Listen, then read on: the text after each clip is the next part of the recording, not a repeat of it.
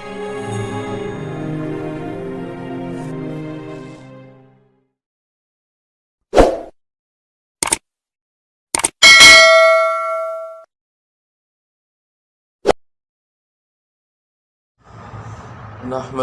ونصلي ونسلم على رسوله الكريم اما بعد فاعوذ بالله من الشيطان الرجيم بسم الله الرحمن الرحيم عن ابي قتادة رضي الله تعالى عنه قال قال رسول الله صلى الله عليه وسلم قال الله تبارك وتعالى إني أفرضت على أمتك خمس صلوات وأعدت عندي عهدا أنه من حافظ عليهن لوقتهن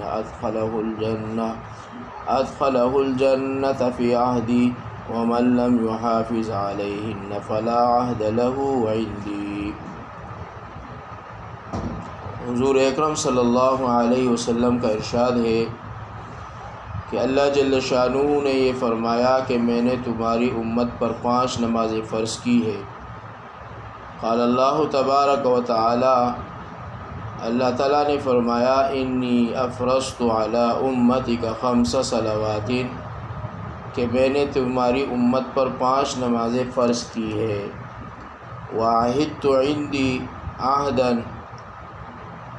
اور جو شخص ان 5 وقت کی نمازوں کو ان کے وقت پر ادا کرنے کا اہتمام کرتا ہے اس کو اپنی ذمہ داری پر جنت میں داخل کروں گا۔ ومن لم يحافظ علیہن، اور جو ان نمازوں کا اہتمام نہ کرے فلا عہد له عندی، تو مجھ پر اس کی کوئی ذمہ داری نہیں۔ حضور اکرم صلی اللہ علیہ وسلم کا ارشاد ہے کہ اللہ جل شانہ نے فرمایا کہ میں نے تمہاری امت پر 5 نمازیں فرض فرمائی ہے،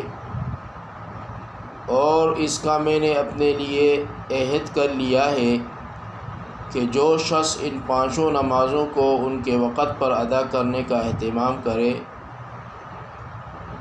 اس کو اپنی ذمہ داری پر جنت میں داخل کروں گا، اور جو شخص ان نمازوں کا اہتمام نہ کرے تو مجھ پر اس کی کوئی ذمہ داری نہیں۔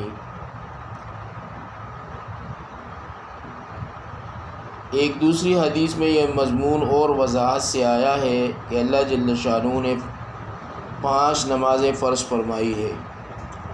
جو شخص ان میں لاپرواہی سے کسی قسم کی کوتاہی نہ کرے، اچھی طرح وضو کرے اور وقت پر ادا کرے، خشوع اور خضوع سے بڑھ کر، اللہ جل شانہ کا عہد ہے کہ اس کو جنت میں ضرور داخل فرمائیں گے، اور جو شخص ایسا نہ کرے اللہ جل شانہ کا کوئی عہد اس سے نہیں، چاہے تو اس کی مغفرت فرما دے اور چاہے تو عذاب دے۔ کتنی بڑی فضیلت ہے نماز کہ اس کے اہتمام سے اللہ تعالیٰ کے عہد اور ذمہ داری میں آدمی داخل ہو جاتا ہے۔ اور ہم تو دیکھتے ہیں کہ کوئی معمولی سا حاکم یا دولت مند کسی شخص کو اطمینان دلا دے یا کسی مطالبے کا ذمہ دار ہو جائے یا کسی قسم کی ضمانت کر لے تو وہ کتنا مطمئن اور خوش ہوتا ہے، اور اس حاکم کا کس قدر احسان مند اور گرویدہ بن جاتا ہے۔ یہاں ایک معمولی عبادت پر جس میں کچھ مشقت بھی نہیں، مالک الملک دو جہاں کا بادشاہ عہد کرتا ہے، پھر بھی لوگ اس چیز سے غفلت اور لاپرواہی کرتے ہیں۔ اس میں کسی کا کیا نقصان ہے، اپنی ہی کم نصیبی ہے اور اپنا ہی ضرر ہے۔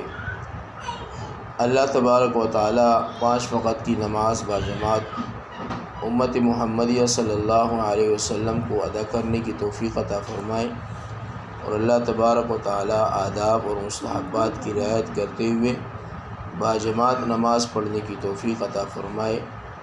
وآخر دعوانا ان الحمد للہ رب العالمین۔ السلام علیکم ورحمۃ اللہ وبرکاتہ۔ اللہم صلی علی سیدنا مولانا محمد مبارک وسلم۔ رب اغفر وارحم وانت خیر الراحمین۔ سبحان ربک رب العزۃ عما یصفون، سلام علی المرسلین، آمین برحمتک یا ارحم الراحمین۔